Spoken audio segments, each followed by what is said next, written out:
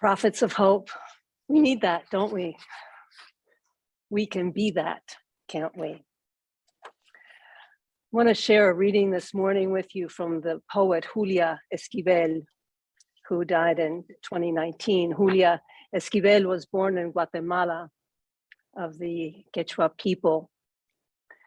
She was very influenced. She was a theologian. She was very influenced in her, in her young years in the 50s and 60s. She was influenced by the theology of liberation, la teología de liberación, which swept through particularly the impoverished communities throughout Latin America and brought a vision of liberation and justice united with the love of the holy.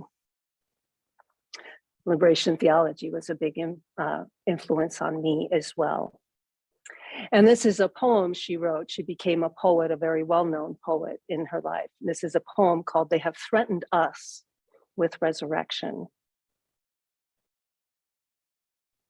Of course, she wrote about and drew attention to the atrocities in Guatemala, particularly the atrocities against indigenous peoples, her people. But I want you to hear also the words of hope and the words of strength. It isn't the noise in the streets that keeps us from resting, my friends, nor is it the shouts of the young people coming out drunk from the St. Pauli, nor is it the tumult of those who pass by excitedly on their way to the mountains. It's something within us that doesn't let us sleep. That doesn't let us rest, that won't stop pounding deep inside. It is the silent, warm weeping of Indian women without their husbands. It is the sad gaze of the children fixed somewhere beyond memory, precious in our eyes, which during sleep, though closed, keep watch. Systole, diastole, awake. Now 6 have left us, and 9, and Rabinal, and 2 plus 2 plus 2, and 10, 100, 1,000, a whole army, witness to our pain and fear. And the ocean that holds their secrets, and the craters of their volcanoes, pyramids of the new day.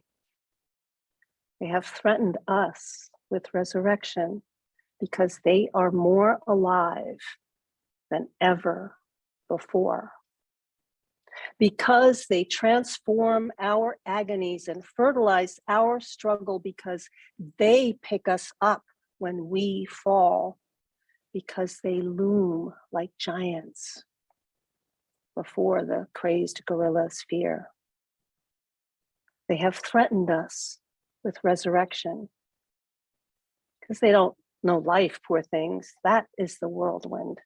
That is the whirlwind which does not let us sleep. The reason why sleeping, we keep watch, and awake, we dream.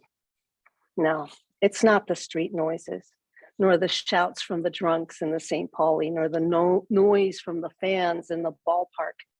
It is the internal cyclone of struggle which will heal the wound of the Quetzal, fallen in Ixcan. It is the earthquake soon to come that will shake the world and put everything in its place. No, brother, it's not the noise in the streets.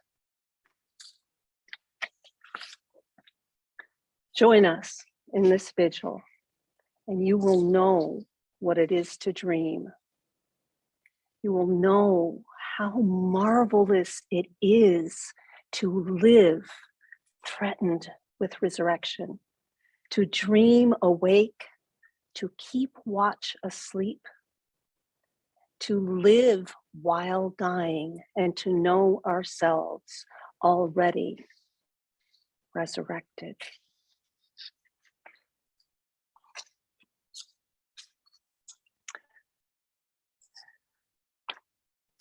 So, my friends, this morning, I want to talk to us about what this is, resurrection. What is this thing that sometimes is inside us and doesn't let us sleep, that won't stop pounding deep inside? We can call it resurrection, or maybe to put it a little bit differently, we can look at it as the chance, the opportunity to be reborn as our authentic selves, to become connected to the spark of the holy within us, to become connected like that courageous Wemmick who went to the space where they were created and became connected to that ancient mystery and felt and saw all of those judgments, all of that false self falling away. It's an opportunity to connect to the ground of our being, to the yearning in our hearts. I asked the question, if not now, when, because it is the new year. And even though I stopped making resolutions a long time ago because somehow they never quite worked out for me. But it is a time that makes me think about having a new clean slate. Just like that first day of the school with the brand new notebooks and the pencils that are nice and sharpened. And I haven't made any mistakes in my assignments yet, and it's all brand new. You know, 2021, this day or this season tells us is in the past, and in many ways, good riddance to it. So here's this shiny new opportunity, maybe. So why not now? Why not now to take a moment as we contemplate this new year, to take a moment, to take a space, to say, what is missing? Is there a part of me that is not fully alive? Is there a dream I've pushed down so far down that I don't even think about it anymore, that I don't even remember? Is there a way in which I'm not living fully in this moment? Are there voices in my spirit that are trying to keep me awake, but I don't want to listen? Now, perhaps some of you can relate to that. Perhaps some of you can't. Maybe those voices are voices of past hurt that hasn't been healed yet. Maybe they're voices that say, you know, I was raised to have really destructive ideas. I don't want to live that way anymore. Or voices that say, I feel sadness and grief for the planet. I want to do something, but I don't know what.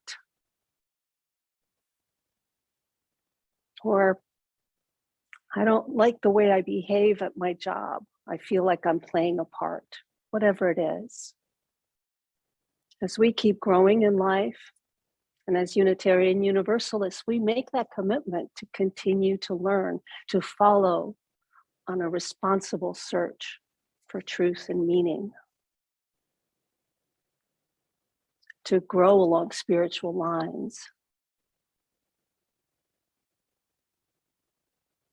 Father Richard Rohr, who is a recovered alcoholic and a Jesuit priest, says most of spirituality is to unlearn, involves unlearning rather than learning. What can we learn if we think about it, if we reflect about it, if we open ourselves? What can we learn about ourselves? And not who we're supposed to be, but who we were meant to be. So many of you know this because I've shared it with you. I've had an interesting life. I've done many things. Some of them I regret, but I don't regret any of the twists and turns my life has taken. The many areas I've been able to explore, the privilege I've had of education and so many things.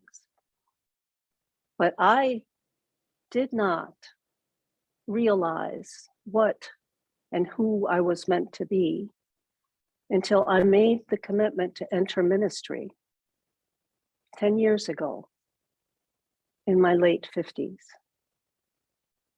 And I literally did sit up in bed in the middle of the night, because all of those rumblings of all of those years and all of those experiences said, you are meant to comfort the people who need comfort, to heal where healing is needed,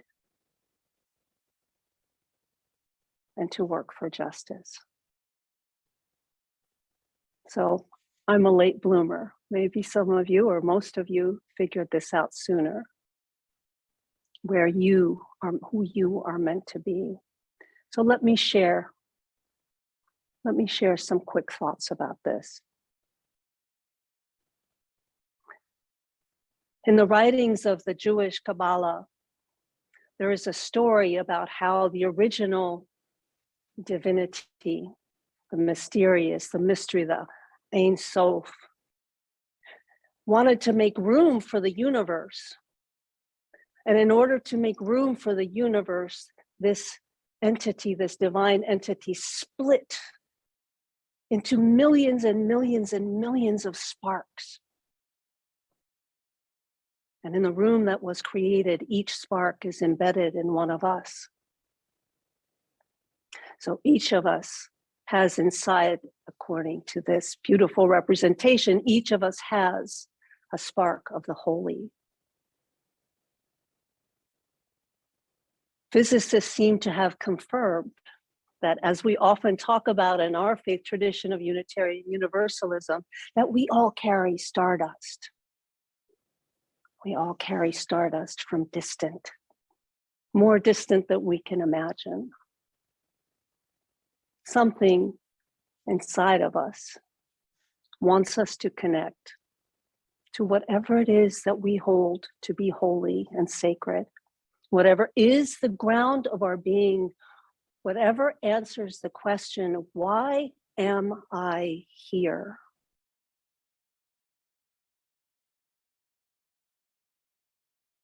Life can sometimes be a process of unlearning all of the reasons that I'm not here.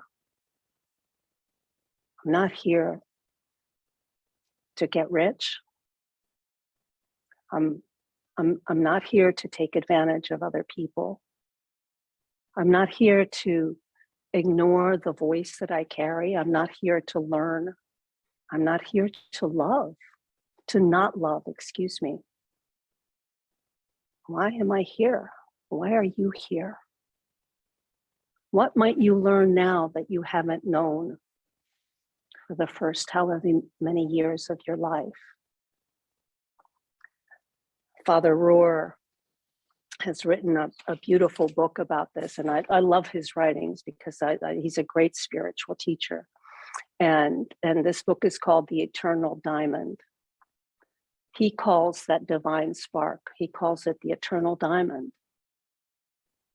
It is what Julia Esquivel writes about when she says that those who have lost their lives in the struggle are more alive than ever, because who they are and what they are is still there, bringing hope, bringing life.